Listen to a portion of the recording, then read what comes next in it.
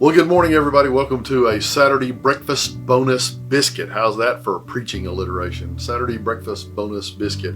Hey, look, we had a long day yesterday in Benton, Louisiana, getting to know the folks at Crossroads Baptist Church and getting lots of information from them. You're about to see a video of their church and their pastor and their pastor's wives. Pastor's wife, singular, I want to be clear, not multiple wives.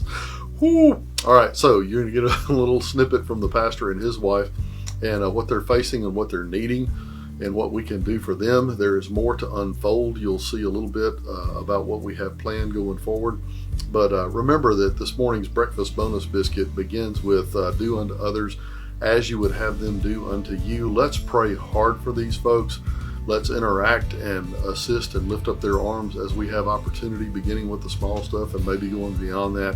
And please lift them up prayerfully and be looking for what you can do. Tomorrow morning, a limited number of us in church tomorrow morning, a limited number of us will get the opportunity to partner with some families. Many of their families have not returned yet because of the conditions of their homes and their lack of power, etc. So there will be more to come after that. But let's just place ourselves as the hands and feet of Jesus on call, shall we? Love you.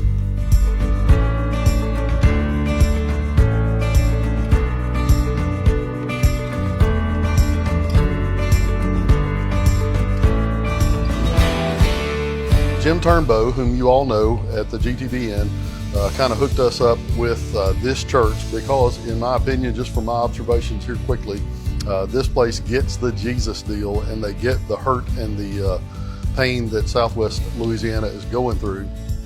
And they are here doing everything that they can do, wall to wall and treetop tall, like right now, not waiting for better circumstances to do it. So this is the church where we are going to start, and if we never get past this one, but we help this one, then our mission has been accomplished. And as you know, when we were spared from this storm, my prayer, and I hope yours, became that we want to be as enthusiastic about helping those who were impacted most by it, like we would have wanted them to be enthusiastic about helping us. We have been there, done that, got the bloody t-shirt, and we know what that's like. And so bringing in the cavalry with fresh troops and people who got to sleep in the air conditioning last night, who are in a good humor, well fed, and their all of their functions are normal, is a good thing to see coming. So I want to just turn it over to Rob here and ask you questions that you can answer for the Calvary people. What can we do for you right now as a church?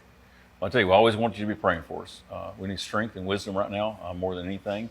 But partnerships, when you guys show up and say, y'all want to partner with us, man, that means more than anything. It brings hope to our people. This is our fifth disaster since I've been here. We had Rita, Ike, and then two major floods. Rita, Ike, two major floods, and now and then Laura. this one, Laura. Okay. Yeah. All right, so we're getting good at this. That's a good thing. We're getting good at it. It's a bad thing. So understanding from me and Miss Vicky and the way we do things, and talking to the two of you, it's very, very similar.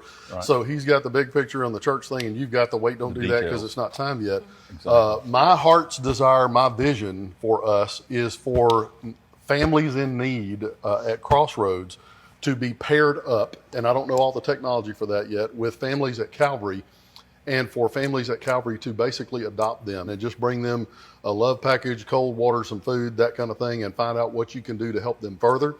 Turns out that some of them are not ready for that, right?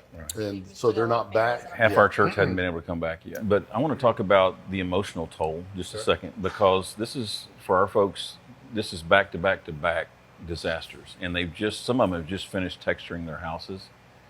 And yeah, for the second time, they just finished their sheetrock. They've got their texture, they got their trim up, and now a hurricane's taking their roof off, and every piece of sheetrock's back on the ground. Oh, I mean, this is devastating.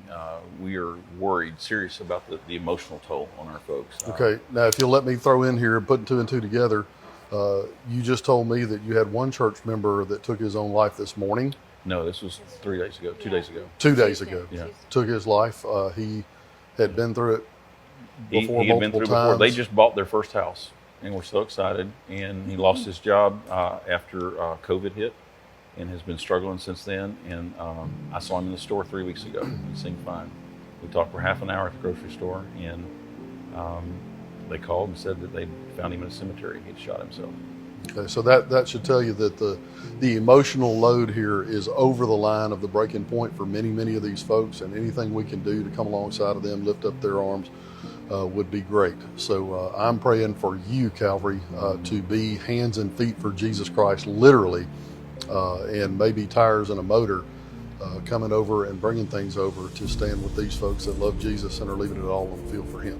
So the address here is 1845 Highway 109. Do South. not believe your GPS, because it tried to send me to Singer, Louisiana yesterday for this address. It's 1845 Highway 109 South. Highway 109 South.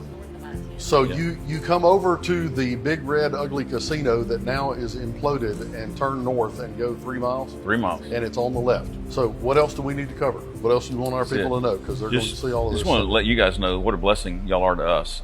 It brings hope to know that others are out there and that others care. And that means more than anything y'all will do in town. Just that ministry of presence where you show up and you just say, what can I do? Well, he's pitching us softballs about the ministry of presence, but I'm just here to tell you, I have eyewitnessed it again. I already knew it to be the biblical inerrant truth. Chicken makes everything better. We brought chicken over here today, and everybody feels better. So represent with the fried chicken or whatever else might need to happen. It's a good thing when people have food to eat to go out and work on. So that's the Baptist bird. That's dang right. Yeah. Bird and the word. That's the two things my life revolves around right there.